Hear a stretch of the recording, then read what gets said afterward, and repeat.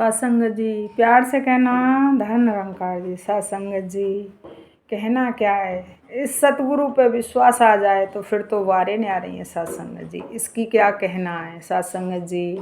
इसने तो हमें अपने बच्चे समझ के हमको मतलब अपनी शरणों में लगा लिया सत्संग। तो इसकी तो महिमा ही अलग है सत्संग जी। इस पर विश्वास आ जाए, हमारा विश्वास टिक जाए। विश्वास जिस दिन टिक गया सत्संग जी, उस दिन तो हमारे फिर वारे नहीं आ रही हैं सत्संग जी। फिर तो हमारी आत्मा का उद्धार हो ही जाए सत्संग जी। क्यों हमारा विश्वास नहीं अटल होता सत्संग जी। रविदास जी भी सत्संग जी पहले बहुत पुराने पंडित जी थे। वो बहुत रामानंद जी के साथ रहते थे और वो रोज़ भिक्षा लेने जाते थे सत्संग जी। लेकिन क्या करें, रोज़ ठाकुर जी का प्रसाद बनाते थे, रोज़ खाते थे, रोज़ खिलाते थे। ऐसे ही करके उनको रोज़ जाते थे वहाँ पर सत्संग जी। रामानंद जी रोज़ पंडित जी को भेजते थे लेने के लिए भिक्षा। तो एक दिन काशी में बहुत बारिश हो गई थी सत्संग जी। फिर क्या करें, तो जहाँ पे वो था चर्मकार, उसके बच्चे नहीं थे सत्संग जी। उसके बच्चे नहीं थे तो किसी ने बताया अगर रामानंद जी तुम्हारे यहाँ का कुछ खा लें तो मतलब तुमको ज़रूर बच्चा पैदा होगा सत्संग जी। एक बनिया सेठ था, उसके यहाँ कुछ सामान रख गया। उस शर्मकार को सामान रख गया तो रोज़ कह करे उस बच्चे से कि आजा हमारे यहाँ से भिक्षा ले जा, लेकिन वो नहीं लेता था सत्संग से। ऐसे दिन बहुत बीतते जा रहे थे सत्संग जी। एक दिन क्या हुआ, काशी में इतना पानी भर गया कि उनको पंडित जी को कुछ समझ में ही नहीं आ रहा कि मैं किसके यहाँ से क्या लूँ क्या नहीं लूँ सत्संग जी। और पानी पानी चारों तरफ दिखाई दे रहा सत्संग जी। जब फिर उस बनिया ने आवाज़ लगाई कि अरे हमारे यहाँ से भिक्षा ले जा सत्संग जी, तो फिर वो बच्चा पंडित जी उसी के यहाँ भिक्षा लेने चले गए। छोटे से थे 10-11 साल के सत्संग, ज़्यादा बड़े नहीं थे। अब वो ले आए, उन्होंने आके भिक्षा तैयार किया, खाना तो ठाकुर जी को भोग लगाया। लेकिन ठाकुर जी ने इधर मुँह फोड़ लिया कि नहीं मैं नहीं खाऊंगा इसके यहाँ का सत्संग जी। रामानंद जी तो बहुत बड़े विद्वान थे सत्संग, तो उन्होंने देखा अंतर ध्यान हो गए सत्संग जी, तो उसी के यहाँ से भिक्षा आई। तो बोले अरे मूर्ख तूने ये क्या कर दिया सत्संग जी। इसके तो 7 जन्म तक कोई संतान नहीं थी और तू इसी के यहाँ का वो ले आया। फिर उसको श्राप दे दिया पंडित जी को कि जा तू इसके यहाँ जाके बच्चा का जन्म लेगा सत्संग जी। पंडित जी बहुत रोए, लेकिन नहीं जी, पंडित जी ने रामानंद जी ने बोल दिया अब मेरे मुँह से जो वचन लेकर गया वो अटल है सत्संग जी। उस चरमकार के बच्चा पैदा हो गया सत्संग जी। और पंडित जी को तो याद था पहले जन्म का सत्संग जी, न वो दूध पी में न पानी पी में सत्संग जी। पूरी काशी में हल्ला हो गया कि वो बच्चा दूध नहीं पीता न पानी पीता है, दूध नहीं पी रहा। माँ का 4 दिन हो गए सत्संग जी। जब रामानंद जी ने देखा कि मेरे बच्चे ने जन्म ले लिया है, तब देखा तो वो फिर वहाँ उसके चरमकार के घर गए सत्संग जी। पूरी काशी में हल्ला हो गया, अरे रामानंद जी उसके यहाँ आए, रामानंद जी उसके यहाँ आए हैं चरमकार के यहाँ। पूरी काशी में हल्ला हो गया सत्संग। जब फिर उसके कान में कह के गए कि बेटा तू अब इसको पी ले दूध, अब तू इसी के यहाँ नाम रोशन करना सत्संग जी।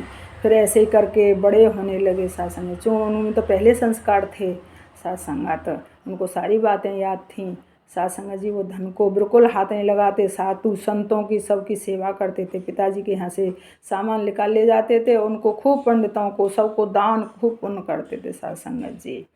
फिर बाद में वो बहुत गुस्सा हो गया, वो चरमकार था, उसने उसकी शादी कर दी रविदास जी की। शादी करने के बाद सत्संग जी फिर कहा तू जा अब न्यारा हो जा सत्संग जी।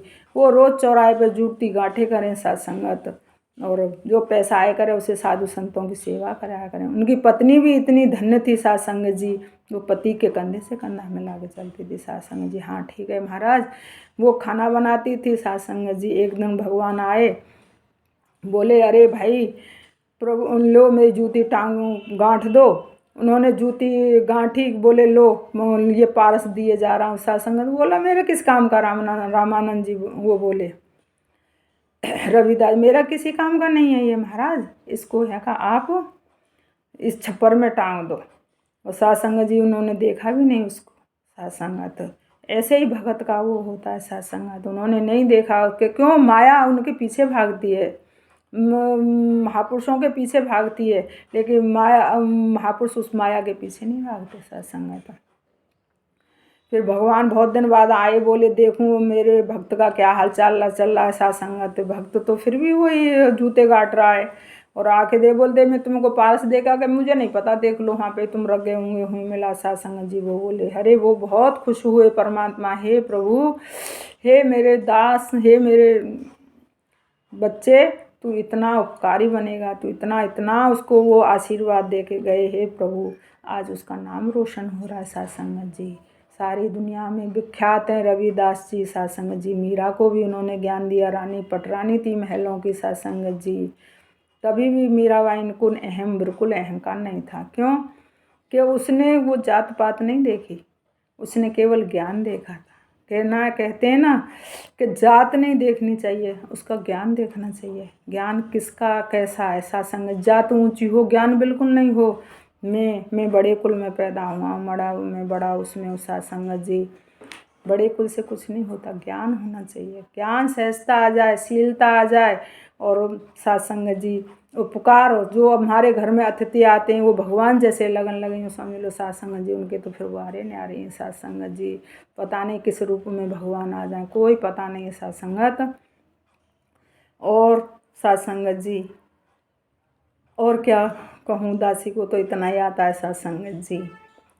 और सत्संग जी सबका भला करना, सब पे कृपा बनाए रखना, सदा दृष्टि बनाए रखना सत्संग जी। सबका भला करना भगवान, सब विध सबका कल्याण सत्संग जी। प्यार से कहना धन्यवाद।